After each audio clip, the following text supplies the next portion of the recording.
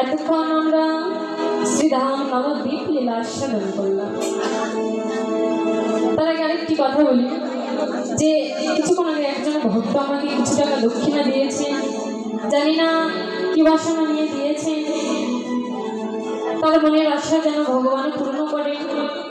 আর হরিস্থানে ভক্তের কাছে গিয়ে ভাগবতের সেবায় হরিবর্ষরে যে যাহা দান করে ভগবান শ্রীহরি তা সদরে গ্রহণ করে।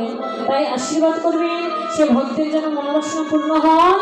আর এই জন্মে নয়, জন্মে জন্মে যেটা আপনাদের মতো বৈষ্ণবের সঙ্গ করতে পারে।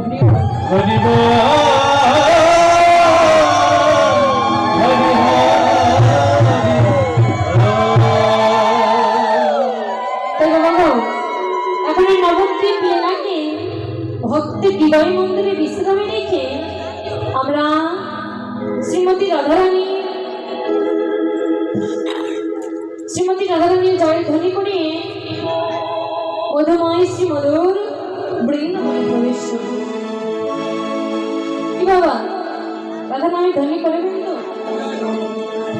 এই যে আমরা গৌরলীলা আস্বাদন করলাম, কেন গৌরলীলা আস্বাদন করতে হয়? কারণ এই কলির যুগে ভগবানই তো গৌর। তাই এই নবদ্বীপ লীলা আস্বাদন করার পর তিনি এই কলিযুগে যা লীলা করেছেন তারপর যুগে করেছেন, কিন্তু সেটা একটু অন্যভাবে, আর এই কলিযুগে একটু অন্যভাবে। তাই আর শ্রীমতী রাধারানী জয় ধ্বনি করে মধুময় শ্রী মধুর বৃন্দাবনে প্রবেশ করব। সবাই একবার ধ্বনি দিবেন, জয় শ্রীমতী রাধারানী কি।